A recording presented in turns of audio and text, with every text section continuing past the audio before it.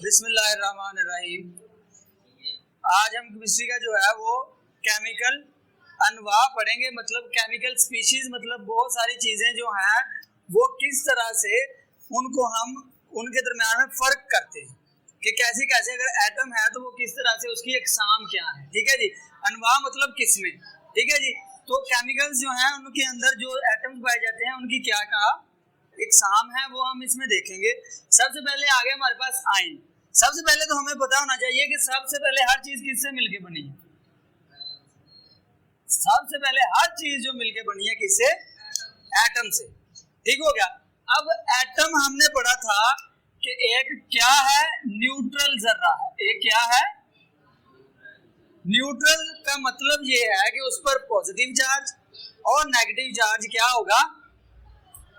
बराबर होगा। क्या होगा? बराबर होगा। तो इसका मतलब अगर उसमें 6 प्रोटॉन है यानी 6 पॉजिटिव चार्ज प्रोटॉन, और अगर 6 तो उसमें 6 ही क्या होंगे? इलेक्ट्रॉन्स होंगे। तो वो क्या होगा? 6 जमा का और 6 नफी का, तो उस पर क्या चार्ज होगा? 0 चार्ज होगा। अच्छा, अब जब हमें पता चल गया कि एक एटम न्यूट्रल है, उसमें पॉजिटिव चार्ज और नेगेटिव चार्ज क्या है?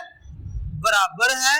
और उसके बाद हम जो है अब आयन की डेफिनेशन करने लगे हैं कि आयन की डेफिनेशन किस तरह से, आयन क्या है? वो कहता है कि किसी एटम या ग्रुप ऑफ एटम या एटम्स के ग्रुप पर अगर पॉजिटिव या नेगेटिव चार्ज हो तो उसे हम क्या कहते हैं? आयन कहते हैं। अब हमने पढ़ा कि एटम जो है वो तो न्यूट्रल है, तो फिर इस पर पॉजिटिव या नेगेटिव चार्ज किस तरह से आता है? अगर मैं कहता हूँ, वही मिसाल लेते हैं कि हमारे पास एक एटम था, उसके अंदर 6 प्रोटॉन थे और कह लो 6 न्यूट्रॉन थे। न्यूट्रॉन पर कोई चार्ज नहीं होता, ये न्यूक्लियस है उसका, और ये उसके गिर्द शेल है। ठीक है, यहाँ पर 2 इलेक्ट्रॉन, यहाँ पर इलेक्ट्रॉन, यहाँ पर इलेक्ट्रॉन, यहाँ पर और यहाँ पर। अब कितने इलेक्ट्रॉन हो गए जी हमारे पास? 6 प्रोटॉन, 1 2 3 4 5। अब ये वाले एटम पे क्या होगा? कोई चार्ज होगा? जितने पॉजिटिव हैं उतने ही। अगर अब हमने पढ़ा था वैलेंसी में कि एटम्स जो हैं वो क्या करते हैं? एक दूसरे के साथ मिलने की क्या रखते हैं? सलाहियत रखते हैं, इस्तेदात रखते हैं, और उसको क्या कहते हैं? उसकी वैलेंसी कहते हैं। और वैलेंसी क्या है? जो जितने इलेक्ट्रॉन्स कोई एटम देने की या लेने की सलाहियत रखता है तो वो क्या है जी? उसकी वैलेंसी है।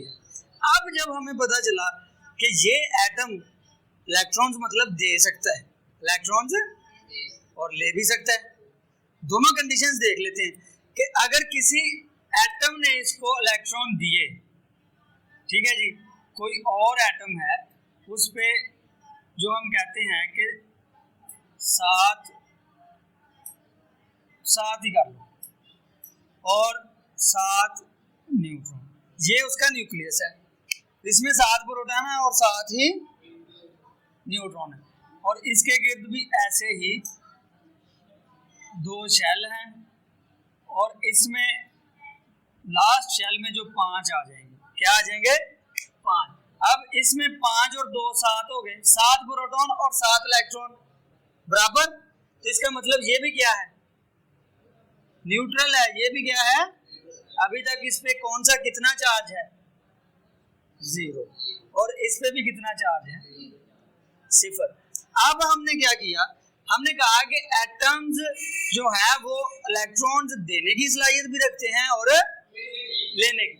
हम कहते हैं कि ये इलेक्ट्रॉन लेने की सलाहियत रखता है और ये इलेक्ट्रॉन्स देने की सलाहियत रखता है। अब अपनी सलाहियत जो है उसकी बुनियाद पर इन्होंने क्या किया? इसने ये वाले, पहले ये समझो कि एक इलेक्ट्रॉन उसको दे दिया, एक ये इलेक्ट्रॉन यहां पर आ गया इसका, अब यहाँ पर जैसे ही ये इलेक्ट्रॉन इसमें आया तो पहले जिसने दिया है उसका पहले देख लेते हैं कि क्या बना, कि यहाँ पर कितने पॉजिटिव चार्ज हैं, 7 पॉजिटिव चार्ज हैं, मतलब जमा का 7। और यहाँ पर कितने नेगेटिव चार्ज हैं, 1 चला गया तो कितने रह गए, 6, कितने नफी के, इन पर सब पे क्या है, नफी है, माइनस का चार्ज है। तो अब क्या आ गया, जवाब क्या आ गया, जमा का 1, मतलब जिसने 1 इलेक्ट्रॉन दिया तो उस पर कोई कौन सा चार्ज आ गया, अब जो है वो न्यूट्रल नहीं रहा, क्या आ गया उस पे, जमा का 1 चार्ज आ गया। और ऐसे ही इसका उलट यहाँ पे हुआ कि जिसने लिया तो इसमें क्या थे, 6 प्रोटॉन थे, यानी कि 6 प्रोटॉन अगर मैं कहूं तो पॉजिटिव चार्ज 6 था, और इलेक्ट्रॉन कितने हो गए, 7, इलेक्ट्रॉन कितने हो गए, तो अब क्या आ गया, तो इस पर कौन सा चार्ज आ गया, -1। तो इसका मतलब क्या हुआ कि जब कोई एटम इलेक्ट्रॉन देता है तो वो उस पर पॉजिटिव चार्ज आ जाता है, और जब कोई एटम जो है इलेक्ट्रॉन लेता है तो उस पर नेगेटिव चार्ज आ जाता है। वो किस वजह से, क्योंकि नेगेटिव चार्ज बढ़ जाता है, और इसमें पॉजिटिव इस वजह से आता है कि पॉजिटिव चार्ज बढ़ जाता है, इसमें नेगेटिव चार्ज बढ़ जाता है क्योंकि इलेक्ट्रॉन आ जाते हैं। तो अगर पॉजिटिव चार्ज, इसमें अगर नेगेटिव चार्ज बढ़ गया तो मतलब पॉजिटिव चार्ज क्या हो गया, उससे तो कम हो गया ना, यहाँ पे 7 था 6 रह गया, तो पॉजिटिव से नेगेटिव चार्ज बढ़ गया, और यहाँ पर नेगेटिव से क्या बढ़ गया, पॉजिटिव चार्ज बढ़ गया। तो इस वजह से एटम्स पर नेगेटिव या पॉजिटिव चार्ज आते हैं। ये वाला कंसेप्ट जो है अपने माइंड में इसको अच्छे तरीके से बिठा लेना है। अगर कोई किसी ने जो है एटम ने 1 इलेक्ट्रॉन दिया तो वो कितना होगा जी, उस पर 1 पॉजिटिव चार्ज आ जाएगा। अगर किसी ने 2 इलेक्ट्रॉन दिए तो उस पर 2 पॉजिटिव चार्ज, और अगर किसी ने 3 इलेक्ट्रॉन दिए तो उस पर 3 पॉजिटिव चार्ज, और इसी तरह अगर किसी ने 1 इलेक्ट्रॉन लिया 1 नेगेटिव चार्ज, अगर किसी ने 2 इलेक्ट्रॉन लिए 2 नेगेटिव चार्ज, अगर किसी ने 3 इलेक्ट्रॉन एक्सेप्ट किए, कबूल किए, मतलब 3 नेगेटिव चार्ज। समझ लगी इस चीज की। अब उसने कहा जी एटम या एटमों का ऐसा मजमुआ जिस पर पॉजिटिव, अब मैंने आपको बता दिया है कि आयन कितने किस्म के हो गए, इसका मतलब आयन 2 किस्म के हो गए। आयन की इकसाम जो है वो कितनी होगी, 2 इकसाम होगी जी, एक होगी पॉजिटिव और दूसरी होगी नेगेटिव, ठीक है जी। तो अब पॉजिटिव हमने देख लिया कि पॉजिटिव आयन जो है, मेरी तरफ देखो, पॉजिटिव आयन जो है वो किस तरह से बन रहा है, एटम के इलेक्ट्रॉन देने से, और नेगेटिव आयन किस तरह से बन रहा है, लेने से। तो इसका मतलब ये हो गया कि अब जब हम करेंगे इसकी डेफिनेशन तो हम कहेंगे कि आयन, पहले आयन की डेफिनेशन आ गई कि एटम या एटम के ग्रुप पर अगर पॉजिटिव या नेगेटिव, इसकी जगह पे मैं ये भी लिख सकता हूं कि एटम या एटम के ग्रुप पर अगर क्या हो, कोई चार्ज हो तो वो क्या कहलाता है, आयन कहलाता है। ऐसा चार्ज जिस पर क्या हो, ऐसा एटम जिस पर क्या हो, पॉजिटिव चार्ज हो, उसको क्या कहते हैं, केटायन कहते हैं, और जिस पर नेगेटिव चार्ज हो उसको क्या कहते हैं, एनायन। मतलब पॉजिटिव आयन को हम क्या कहेंगे, केटायन, और नेगेटिव आयन को एनायन, ठीक है। तो इसको याद रखने का तरीका यही है कि इसमें जो है नॉन वो नेगेटिव एन से शुरू हो रहा है और ये एन से खत्म हो रहा है, तो फिर हम याद रख लेंगे कि एनायन नेगेटिव और ये दोनों मिलते हैं, और केटायन उसका अपोजिट है, तो ये हमें याद हो जाएगा। अब उसने बताया है हमें आगे केटायन जो है वो क्या है और एनायन किस तरह से है। तो इस तरह से मैं पहले नंबर पे आज हम एटम और आयन में फर्क करेंगे, उसके बाद कुछ भी नहीं करेंगे। यहाँ पर मैं कहता हूँ हाइड्रोजन है और उसमें 1 इलेक्ट्रॉन है, तो उसको मैंने बहुत ज्यादा हीट दी। उसको क्या किया मैंने, ये वाला जो निशान मैंने डाला है इसको पढ़ते हैं डेल्टा, इसको क्या पढ़ते हैं, और ये इस्तेमाल होता है किसी चीज को अगर हम गर्म करें या उसको क्या करें, हरारत दें, गर्म करें या उसको हरारत दें, उसको हीट दें, तो ये वहां पे इस्तेमाल होता है। तो हाइड्रोजन को मैंने हीट दी और हाइड्रोजन ने क्या किया कि ये वाला इलेक्ट्रॉन क्या हो गया जी, अलग हो गया, ये वाला इलेक्ट्रॉन अलग हो गया। तो अब इस पे क्या चार्ज आ गया, पॉजिटिव। इसी तरह ये वाला जो इलेक्ट्रॉन है इससे अलग हुआ, मैं कहता हूं कि यहाँ पर एक क्लोरीन थी, अब उसमें कितने हैं, क्लोरीन 7वें ग्रुप का एटम है और इसमें 7 इलेक्ट्रॉन्स होते हैं, 2 4 6 और मैंने कहा जी हाइड्रोजन अकेली नहीं थी, मैंने उसके अंदर क्या डाली हुई थी, साथ में क्लोरीन भी डाली हुई थी। तो अब जैसे ही इसने इलेक्ट्रॉन छोड़ा तो इसने इलेक्ट्रॉन क्या किया, ओ खुरे खुरे तो क्या किया जी, इलेक्ट्रॉन ले लिया। जैसे इसने इलेक्ट्रॉन लिया तो ये वाला इलेक्ट्रॉन मैं यहाँ पे लिख दूं तो ये क्या हो गया, क्लोरीन पे क्या आ गया, नेगेटिव चार्ज, और पॉजिटिव, ये दोनों एक ही, ये समझ लो कि ये एक कोई पतीली दे विच वेसल जिसको हम कहते हैं, किसी वेसल में, ठीक है। तो ये हाइड्रोजन और उसने छोड़ा और वहीं से ये यहाँ पे था उसने ले लिया और इस पे क्या आ गया, नेगेटिव। और हमें पता है कि नेगेटिव और पॉजिटिव एक दूसरे को क्या करते हैं, क्या करते हैं, नेगेटिव और पॉजिटिव वो खींचते हैं एक दूसरे को, कशिश की कुव्वत रखते हैं, अट्रैक्ट करते हैं, अट्रैक्ट करना मतलब खींचना। तो इन्होंने एक दूसरे को खींचा और क्या बना दिया, ये तो आपने कई दफा पढ़ा होगा, HC हाइड्रोक्लोरिक एसिड या एसिड, ऐसे ही है ना। तो ये HCl बनने का प्रोसीजर भी आपको समझ लग गया। अब हमें HCl बनने का भी पता चल गया और पॉजिटिव आयन बनने का भी पता चल गया, नेगेटिव आयन बनने का भी, यानी कि कैटायन बनने का भी पता चल गया और एनायन बनने का भी पता चल गया और हाइड्रोक्लोरिक एसिड बनने का भी पता चल गया। अब हमने इसमें एक टेबल है वो लाजमी हमने करना है कि एटम और आयन में क्या फर्क है, ठीक है।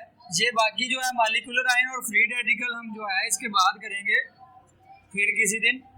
अभी हम कहते हैं कि एटम और आयन में क्या फर्क है, तो यहाँ पे लिख लेते हैं एटम और यहाँ पे क्या लिख लेते हैं, आयन। अब मेजर चीजें आपको समझ लगी कि सबसे पहले एटम क्या होता है जी, न्यूट्रल होता है। एटम क्या होता है जी, क्यों होता है, क्योंकि उसमें पॉजिटिव और नेगेटिव आयन्स यानी चार्जेस क्या होते हैं, यानी इलेक्ट्रॉन और प्रोटॉन बराबर होते हैं। और आयन पर क्या होता है, चार्ज होता है।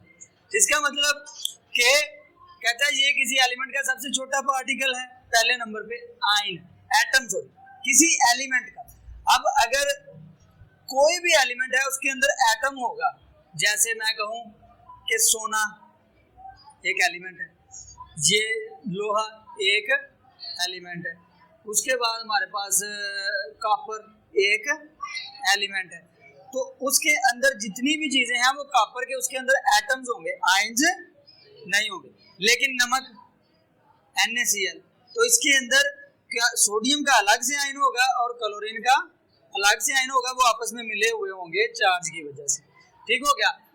तो ये एटम आजादाना वजूद बरकरार रख सकता है और बाद सूरतों में नहीं भी रख सकता, ठीक है। इसके पहले ये जी एटम जो है ये क्या करता है, ये एलिमेंट का हिस्सा होता है। ये किसका हिस्सा होता है जी, एलिमेंट का।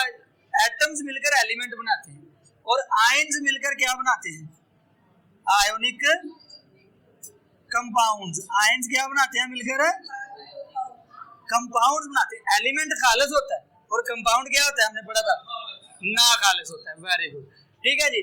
तो अब इसका मतलब क्या हमें पता चल गया, एक तो एलिमेंट पता चल गया, आयोनिक कंपाउंड पता चल गया। अब हमें क्या कहता है कि एटम अपना आजादाना वजूद बरकरार रख सकता है या नहीं रख सकता, ठीक है जी। सबसे पहले आजादाना वजूद जो है, एटम जो अपना वजूद वो बरकरार रख भी सकता है और नहीं भी रख सकते, लेकिन ये जो आयन है वो अपना आजादाना वजूद बरकरार नहीं रख सकते। क्यों? क्योंकि जैसे ही उस पर चार्ज आएगा उसको किसी के ना किसी चीज के साथ मिलना पड़ेगा, नहीं तो चार्ज आने का कोई फायदा नहीं। जब वो एटम किसी को इलेक्ट्रॉन देगा, जब वो देगा तो अब जब जैसे ये हाइड्रोजन इलेक्ट्रॉन दिया था तो कोई लेने वाला था ना, तो अगर देने पर हाइड्रोजन पर नेगेटिव चार्ज आया तो अल्टीमेटली कोई लेने वाला जो होगा उस पर क्या आएगा, तो वो मिल जाएंगे। उस पर पॉजिटिव आया तो वो लेने वाले पे क्या आ गया, नेगेटिव, तो वो क्या हो गए, मिल गए। इसलिए आयन अपना जो है आजादाना वजूद बरकरार नहीं रख सकता। एटम्स पर मजमूई तौर पर कोई चार्ज नहीं होता, ठीक है, ये जो पहले में हमने बात कर दी कि एटम्स पर कोई चार्ज नहीं होता, ये क्या होते हैं, न्यूट्रल होते हैं। और आयन पर मजमूई तौर पर कोई ना कोई चार्ज होता है, ये न्यूट्रल नहीं होते, ये पॉजिटिव या नेगेटिव होते हैं। ठीक है जी, यहाँ तक जो है ये आपने फर्क वाला टेबल लाजमी करना है, और इसके बाद हम मॉलिक्यूलर आयन और फ्री रेडिकल इंशाल्लाह दोबारा पढ़ेंगे। अभी जो है हमारा यहीं तक ठीक है।